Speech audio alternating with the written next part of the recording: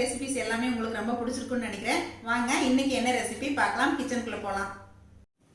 இன்றைக்கி நம்ம ஒரு வெஜ் கோலா உருண்டை தாங்க பண்ண போகிறோம். நம்ம வந்து இந்த மாதிரி ஒரு மீல் மேக்கர் சோயா சங்க்ஸ்ன்னு சொல்லுவோம் இல்லைங்களா, இதை வச்சுட்டு தான் நம்ம பண்ண போகிறோம். நான் அதுக்கு வந்து இது ஒரு 100 கிராம் எடுத்திருக்கேங்க. இப்போது வெந்நீர் நல்லா கொதிச்சிட்ருக்குங்க. அடுப்பு ஆஃப் பண்ணிடலாம். இப்போ நம்ம இந்த சோயா சங்க்ஸு சேர்த்துடலாம். இந்த ஹீட்லேயே ஒரு 20 நிமிஷம் போல் இருக்கட்டுங்க, அதுக்கப்புறம் பார்க்கலாம்.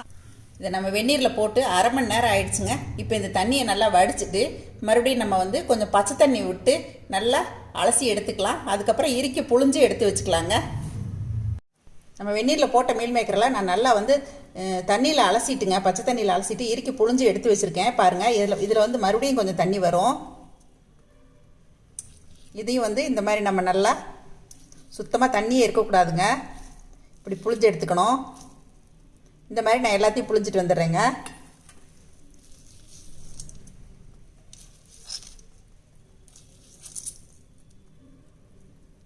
இப்போ பாருங்கள், நான் இதை 2வது டைம் புழிஞ்சிட்டேன். மறுபடியும் இவ்வளோ தண்ணி வந்திருக்கு. சுத்தமாக தண்ணி இல்லாமல் பிழிஞ்சு எடுத்துருங்க, அப்போ தான் பொரிக்கும் போது நமக்கு எண்ணெய் குடிக்காமல் இருக்கும். இப்போ நம்ம இதை ஒரு மிக்ஸி ஜாரில் சேர்த்துடலாங்க. நம்ம முன்னாடியே மீல் மேக்கர் அரைச்சி வச்சுருக்கோம் இல்லைங்களா, அந்த கலவையிலேயே வந்து இந்த வெங்காயம் தேங்காய் இதெல்லாம் வதக்கி அரைச்ச கலவையும் நம்ம எல்லாத்தையும் நம்ம மீல் மேக்கரை இந்த அளவுக்கு நான் வந்து மிக்சியில் அரைச்சி எடுத்துக்கிட்டேங்க. கொஞ்சம் கூட தண்ணியே விடலைங்க. இப்போ நம்ம வெஜ் கோலாவுக்கு நான் வறுக்க தேவையான பொருட்கள் எல்லாமே எடுத்து வச்சுருக்கேங்க. நான் இப்போ 1 by 1 வறுக்கும்போது என்னென்னு சொல்கிறேங்க. இப்போ நான் ஒரு பேன் அடுப்பில் ஏற்றிருக்கேங்க. சோம்பு 1/2 டீஸ்பூன் சேர்த்துக்கலாம். பட்டை சின்ன துண்டு போட்டுக்கலாம். 1/4 டீஸ்பூன் கசகசா சேர்த்துக்கலாங்க. முந்திரி ஒரு 6 சேர்த்துக்கலாம். பொட்டுக்கடலை 4 டேபிள் ஸ்பூன் சேர்த்துக்கலாம். இதை லைட்டாக ஃப்ரை பண்ணிக்கலாங்க. இப்போ இது ஒரு 2 நிமிஷம் ஃப்ரை பண்ணியாச்சுங்க. இதை தனியாக எடுத்து ஒரு பிளேட்டுக்கு ட்ரான்ஸ்ஃபர் பண்ணிடலாம். ஒரே ஒரு டீஸ்பூன் எண்ணெய் விட்டுக்கலாம். ஒரு பெரிய வெங்காயம் நறுக்கி வச்சது சேர்த்துக்கலாம். இஞ்சி ஒரு துண்டு, பூண்டு ஒரு 4 பல், இதை ஒன்று பாதியமாக தட்டி வச்சுருக்கேங்க, இதை சேர்த்துடலாம். இதை நல்லா லோ ஃப்ளேமில் கொஞ்சம் வதக்கிக்கலாம். இந்த மாதிரி கண்ணாடி பதத்துக்கு லேசாக வதங்கினா போதுமானது. தேங்காய் துருவல் ஒரு 6 டேபிள் ஸ்பூன் அளவுக்கு எடுத்துருக்கேங்க, சேர்த்துக்கலாம். இதையும் நம்ம வறுத்து எடுத்துக்கலாம்.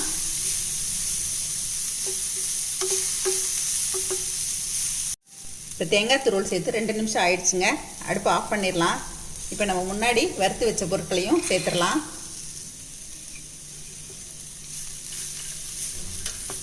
இப்போ இது கொஞ்சம் நல்லா ஆறட்டுங்க. மிக்சியில் தண்ணி விடாமல் இதை நம்ம அரைச்சி எடுத்துக்கலாங்க.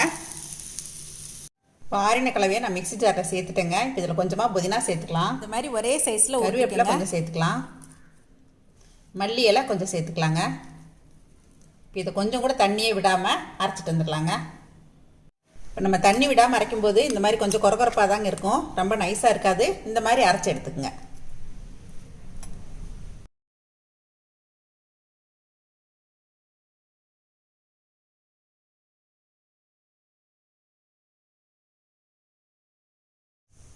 இப்போ இதுக்கு தேவையான உப்பு சேர்த்துக்கலாம். கொஞ்சமாக கரம் மசாலா போட்டுக்கலாம். நம்ம பட்டை சோம்பு போட்டிருக்கோம், அதனால் தேவையான அளவு போட்டுக்குங்க. காரத்துக்கு தேவையான அளவு வரமிளகாத்தூள் சேர்த்துக்கலாங்க. கொஞ்சமாக கொத்தமல்லி இலை சேர்த்துக்கலாம், பொடியாக நறுக்குனது. இதை நல்லா மிக்ஸ் பண்ணி விட்டுக்கலாம்.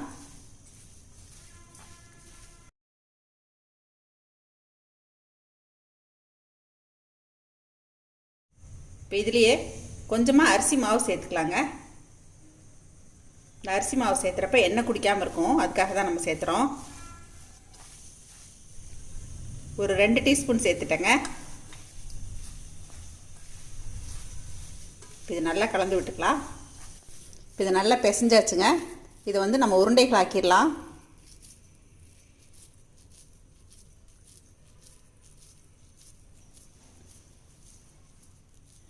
கொஞ்சம் நல்லா வழுவழுன்னு ஒட்டிக்குங்க.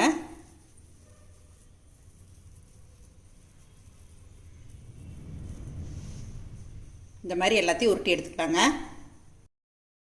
சூப்பராக ரெடி ஆயிடுச்சுங்க.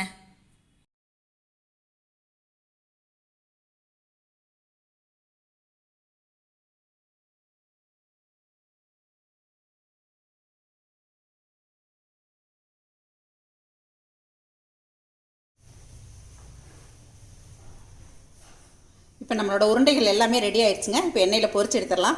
நம்ம ஒட்டி வச்ச உருண்டைகள்லாம் பொரிக்கிறதுக்கு நான் எண்ணெய் அடுப்பில் வச்சுட்டேங்க. நல்லா காஞ்சிருச்சு.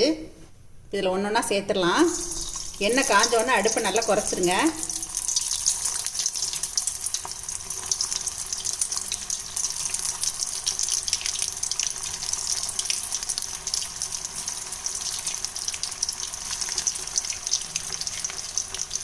இது கொஞ்சம் மிதங்கி வரட்டுங்க. அப்புறமா நம்ம பிரட்டி விடலாம்.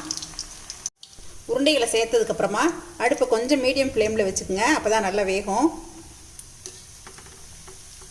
பாருங்கள், கொஞ்சம் மிதங்கி வந்ததுக்கப்புறம் கொஞ்சம் நல்லா பிரட்டி விட்டுக்குங்க.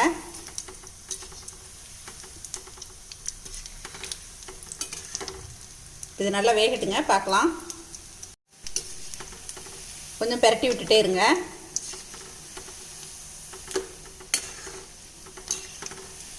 இந்த மாதிரி இதெல்லாம் செய்யும்போது நம்ம வந்து அடுப்பை கொஞ்சம் கூட்டி குறைச்சி இப்படியே தான் செய்யணுங்க. இப்போ நான் வந்து நல்லாவே அடுப்பு குறைச்சிட்டேன். இப்போ நம்ம இந்த ஸ்டேஜில் எடுத்துடலாங்க.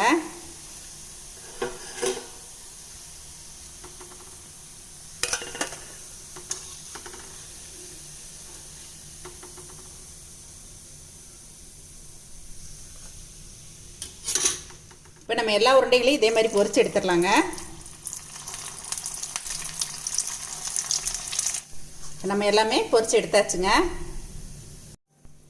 வெந்து வரும்போதே அந்த மசாலா வாசம் கமகமான்னு தூக்குதுங்க. நம்ம இந்த மாதிரி டிஷ்ஷஸ்லாம் பண்ணும்போது எப்படி இருந்தாலும் எண்ணெய் குடிக்குங்க. ஆனால் இன்றைக்கி நான் கொஞ்சம் யோசனை பண்ணேன். சரி, நம்ம அரிசி மாவு கடலை மாவு இல்லைன்னா ஏதோ ஒன்று சேர்த்து பண்ணி பார்க்கலாமே அப்படின்னு யோசனை பண்ணேங்க. நான் அதனால் கொஞ்சம் அரிசி மாவு கூட கலந்து தான் நான் இன்றைக்கி செஞ்சு பார்த்தேன். கொஞ்சம் கூட எண்ணெய் குடிக்கவே இல்லைங்க. பாருங்கள், அப்படியே எண்ணெய் பசியே இல்லை. கையிலையும் ரொம்ப எண்ணெய் ஒட்டவே இல்லைங்க. சூப்பராக வந்துச்சுங்க. என்னங்க, இப்போ நான் பண்ண இந்த வெஜ்ஜு கோலா உருண்டை உங்கள் எல்லாருக்கும் ரொம்ப பிடிக்கும்னு நினைக்கிறேங்க. சோயாவில் பண்ணது தாங்க, ரொம்ப சூப்பராக வந்திருக்குங்க. கண்டிப்பாக நீங்களும் ட்ரை பண்ணி பாருங்கள். புரட்டாசி மாதம் நான்வெஜ் சாப்பிடாதவங்களுக்குலாம் இது ரொம்ப பிடிக்குங்க. குழந்தைங்க வந்து ரொம்ப விரும்பி சாப்பிடுவாங்க. கண்டிப்பாக நீங்களும் இது மாதிரி ட்ரை பண்ணி பாருங்கள். ஈஸியாக செஞ்சிடலாங்க. இதை பார்த்துட்டு உங்களோட ஃபீட்பேக் சொல்லுங்கள், ஷேர் பண்ணுங்கள், சப்ஸ்கிரைப் பண்ணுங்கள். தேங்க்யூ. சரசு சமையல் பாருங்கள், சமையல் நல்லா பண்ணுங்கள்.